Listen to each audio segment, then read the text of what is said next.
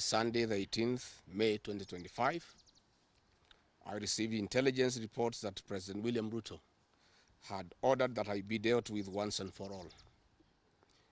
And since the goons sponsored by the state on several occasions had failed, police and other state security agencies had to come in. At about 11 a.m., same Sunday, 18th May 2025, this information was communicated to the Inspector General of Police, the Director General of the National Intelligence Service, and the Director of Criminal Investigations by the CS Interior Kipchumba Murkomen, and consequently, a killer squad composed of 101 lethal and dreaded officers from the Administration Police and seconded to the National Intelligence Service, accompanied by officers from the DCI, the Anti-Terrorism Police Unit, the General Service Unit, and the regular police were deployed. This killer squad have been carrying out extrajudicial killings and abductions. Yesterday, they were mobilized and cordoned off and blocked all exits from Gatanga constituency. This squad was armed to the teeth and hooded and with masks to conceal their identity because of the heinous acts they wanted to commit on us. This is despite that there are existing guidelines from the High Court that officers should be in uniform and not conceal their identity. At about 2:30 p.m., we received further intelligence from the deployed patriotic officers who are not in agreement with the information that they had clear instructions to plant arms and weapons in our convoy to provide evidence to arrest us and get evidence that they could charge us with in court. After about 30 minutes, the killer squad was joined by their counterparts who are highly trained in the use of biological weapons. Their instructions were to poison me through inhaled chemicals that would paralyze my brain within 3 months. This was the intent and the purpose of the whole operation. My team and I sought alternative routes as guided by the deployed security personnel, majority of whom are our supporters and opposed to what is going on.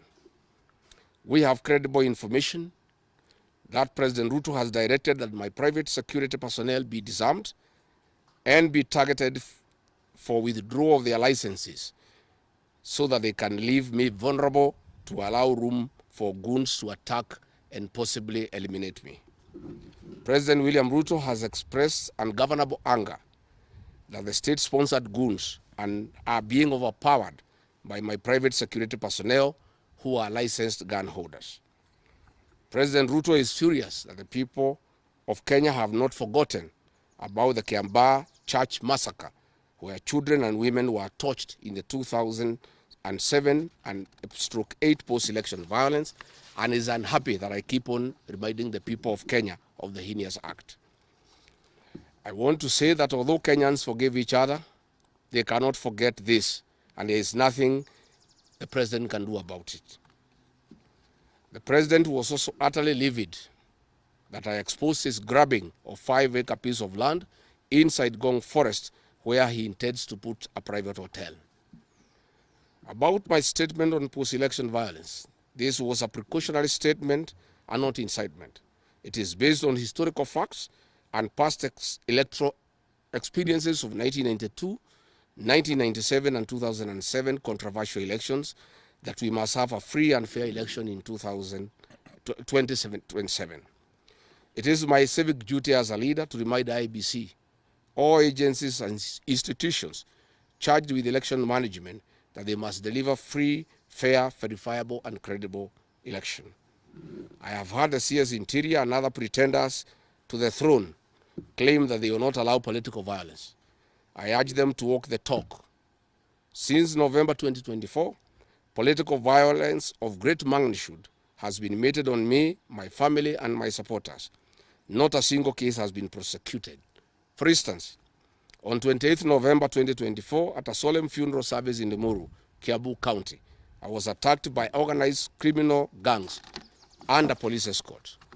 On 28th December 2024 in Shamata, Nyandarua, an inspector of police flanked by criminal gangs threw tear gas canisters at me.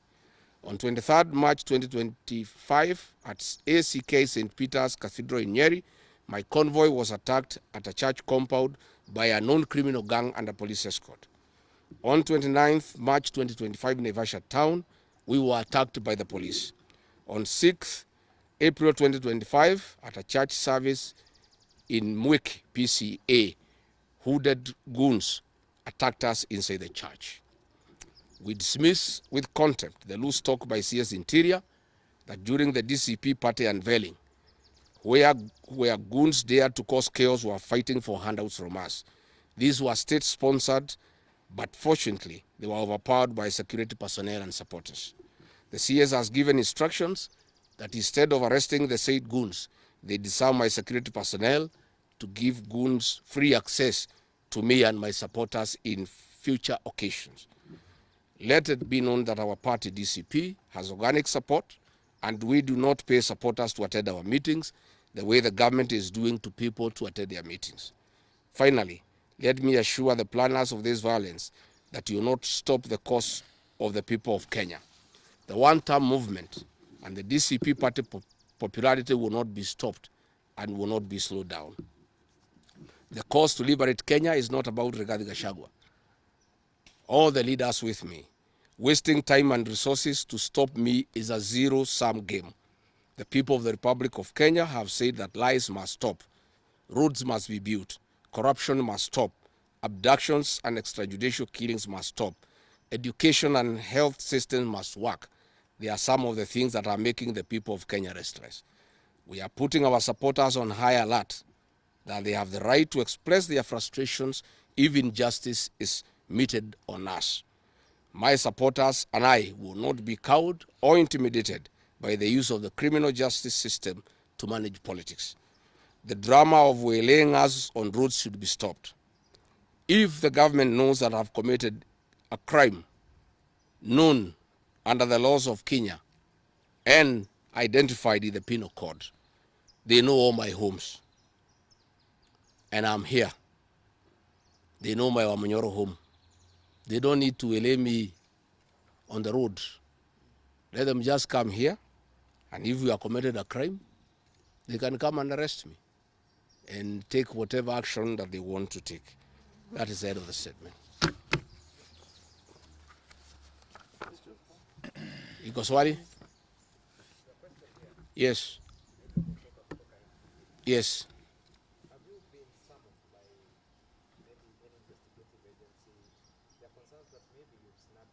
I have not been summoned by anybody, and I'm waiting if there is any summon. What happened is that they wanted to plant weapons in my convoy, and they wanted to use chemicals so that they can paralyze our brain the way they did to Kenneth Matiba. And that is why we had to take an alternative route to get here. I would have wished they came here instead of wailing us on the road and using those dreaded criminals who are responsible for abductions and extrajudicial killings. And that squad works under the Director General of the National Intelligence Service.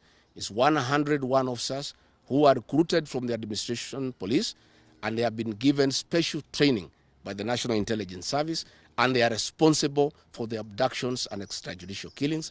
And that is the squad that had been planned yesterday and mobilized so that they can incapacitate me and my people.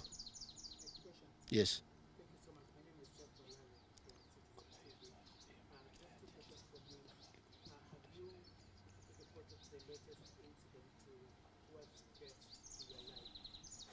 Report to who? These are the same people who want to kill me. How do you report to the people who are planning to poison your mind so that the brain can be paralyzed and then you become a vegetable? I cannot report. And I wrote to the Inspector General of Police and the Director of Criminal Investigations. Instead of answering the issues I had raised, told me to report to the next police station. Yet all these things have happened under the cover of the police. So it is useless to go and report to the police. That is why I'm talking to the people of Kenya, so that if anything happens to me, President William Ruto must be held accountable. And I want to say, when they hounded me out of office, I pleaded with my supporters to stay calm and express their displeasure by singing. That is no longer going to be the case. And my supporters have blamed me for not allowing them to stand up to intimidation and the wrong things that are being done against their leaders. Therefore, our supporters are on high alert, and they will be part of the leadership and ourselves who will be resisting impunity and intimidation by William Ruto and the government. Oh, yes.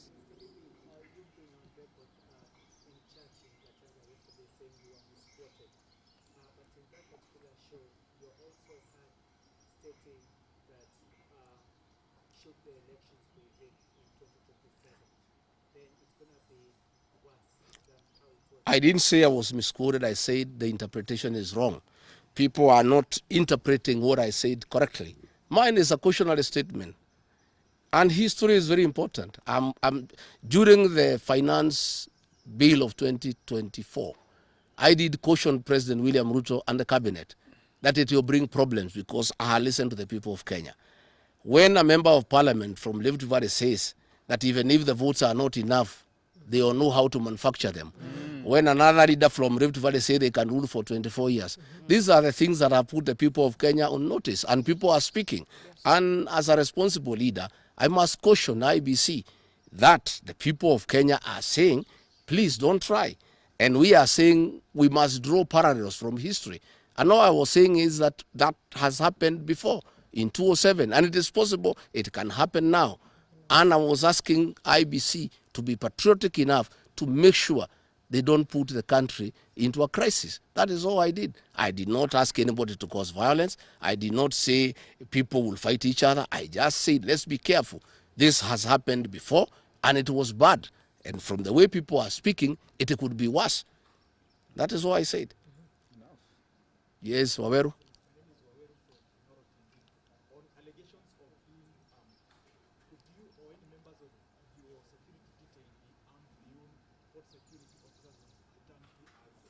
No, I am a licensed firearm holder. I've been licensed as a firearm holder from 1995. Officers who helped me are licensed firearm holders within the provisions of the law. We don't carry any illegal weapons. In this country, civilians are allowed to have firearms. And since the government withdrew security around me, and there has been so many attacks against me, it was my responsibility to put up a team of civilian firearm holders to escort me around. And there is nothing that is illegal, and there is nothing that is wrong. Tumesikizana? Asanteni sana.